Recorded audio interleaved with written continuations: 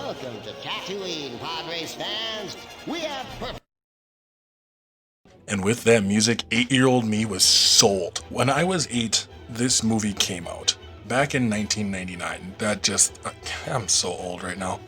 And along with the episode 1, The Phantom Menace, also came episode 1, The Star Wars Racer. I used to call it Star Wars Pod Racer. It was actually just called Star Wars Racer, I guess, but I mean, they're pod racing, so to me, it's Star Wars Racer. The game came back out in 1999 along with the movie, and I was super enthralled with it. I thought it was such a fun, cool game that when after, so many years, I kind of thought it was just done. But lucky for me, a couple people came back and they went and redid this game. They kind of like remastered this game, which came back out on the N64 all the way over to the Xbox Series S and X, and that blew my mind. It meant I had to pick it up. Now at that time, I also do remember there wasn't a whole lot of racing games off the top of my head because everyone was playing Mario Kart, but since I loved playing this game, and since it's back up here on the Xbox Series S, I thought we're gonna go talk about it. So let's start our engines and sabotage some pod racing as we dive into Star Wars Episode 1 Racer. Now at the time, this game was really something special. I mean, there wasn't a whole lot of Star Wars games out there besides, off the top of my head, I guess I can only think of Shadows of the Empire and I guess Rogue Squadron, but to get a racing game was something really, really unique. Playing this game and coming back to it, it's definitely a game of its era. The N64 was very primitive for what we have now. So, a lot of blocky textures. Everything looks pretty dated from being 1999 to, 2023. But I have to say, it plays pretty freaking well. Despite the fact that it looks like blocky mess, it plays really much like a game that we play now.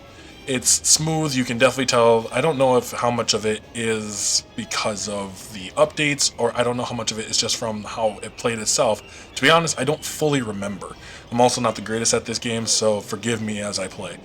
But I thought this game was so unique as a kid, and I loved playing as all the characters. The one I played the most in this run through was just playing as Anakin.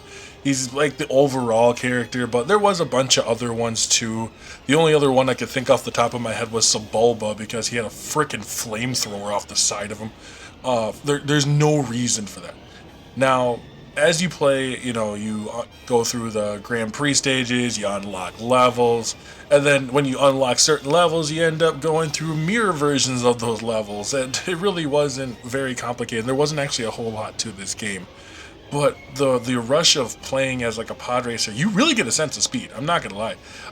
You're flying around at 400, plus miles an hour, assuming it's miles an hour, and you get that real sense of speed that, some games you don't even fully get now. Like when every twist and turn felt like, if I overcorrect just a little bit, I'm gonna crash. And I love that aspect of it. I love that aspect of there's always that little bit of fear as you're flying around, driving through as like I'm flying through the deserts of Mos Eisley. I'm flying through this other areas, which I can't remember. I just remember there was snow level, easy level. There was some other levels too. I just didn't get them up at the time.